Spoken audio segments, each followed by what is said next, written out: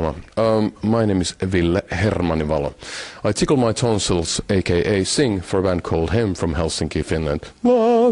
And this is hosted by HIM on GoTV. The first song I picked, I don't really know actually why. It was maybe because I was working on the latest HIM album, Screamworks, and I fell in love with Kings of Leon, who I hated before. I hated that band before. But when I heard Sex on Fire, I kind of, the 80s kind of vibe of the album just convinced me. And ever since I've been trying to figure out how sex can be on fire. And let's say it doesn't work on your own. Here we go.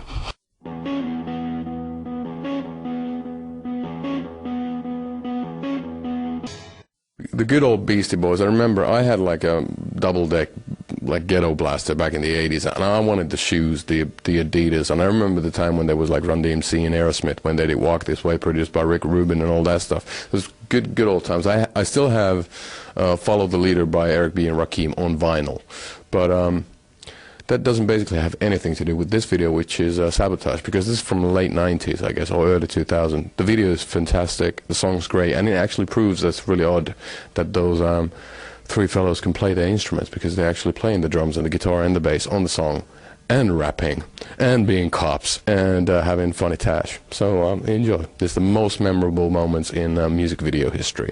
Beastie Boys with Sabotage.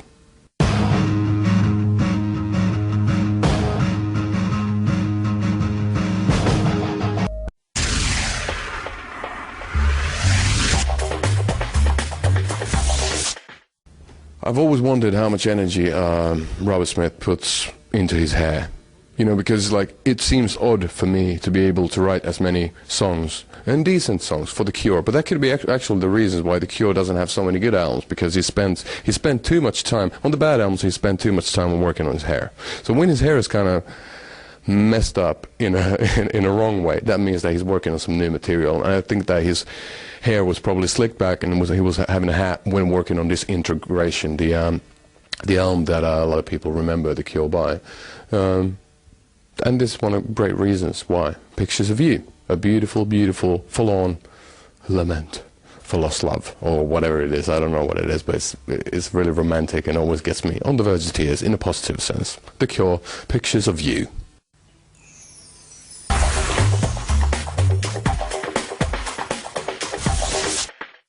Well, you know, a lot of people say that that Dave Grohl is the nicest man in rock and roll, and it is true. I dearly miss him. I saw him not too long ago, but just very briefly. But I remember a wild night in London, getting all messed up in the rock pubs, you know, of great London town. And for some reason, it always, you know, when I hear this song, Everlong by the Foo Fighters, it always reminds me of that time, and then it reminds me of the time of working on HIM stuff in Los Angeles, because that's something that the radio station, local rock station over there, K-Rock, seems to play a lot.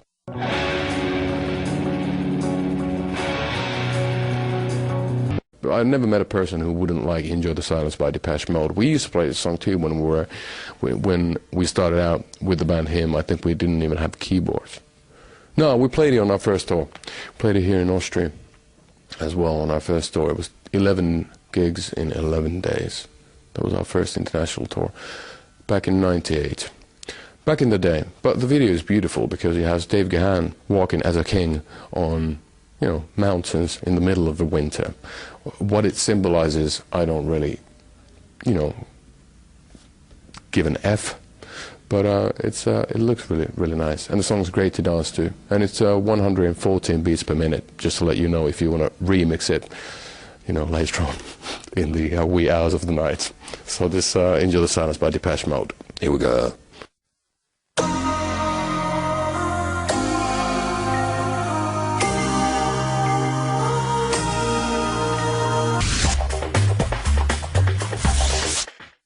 Be quiet and drive. I demand you. No, I don't demand you, but Deftones do. Great song.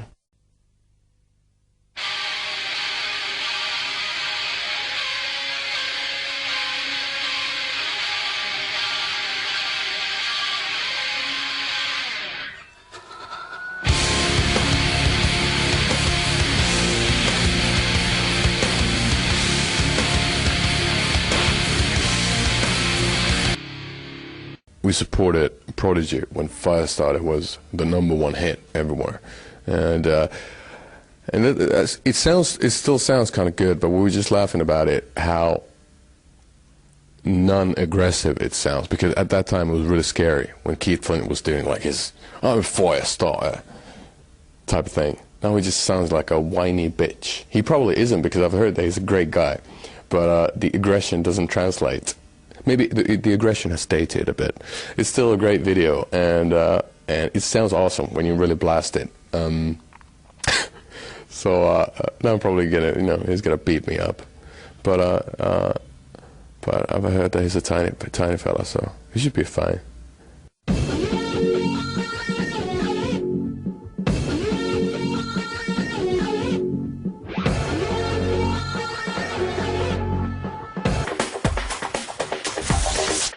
That's the only festival I went to as a paying customer, called Roskilde, and the year was '96. And Rage Against the Machine, they were headlining that one night, and I didn't have no expectations whatsoever. I didn't expect anything, and all of a sudden when they came on stage, about 80,000 people started jumping, and I've never seen anything in my life like that. It was amazing, and since that I've been a believer. They just played a couple of festivals now. They did the reunion thing, and then Killing in the Name of is a great song because it was the #1 Christmas single in the UK last year. So it's got many weird stories behind it.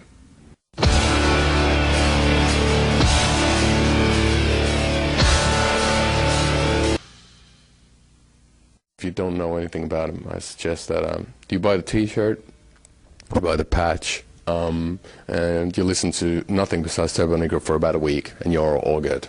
And yeah, it's one of the only true rock bands. I'm hoping that they're doing well. I haven't heard from them in a while, but that's how rock bands are. They vanish for a bit, and all of a sudden they come back.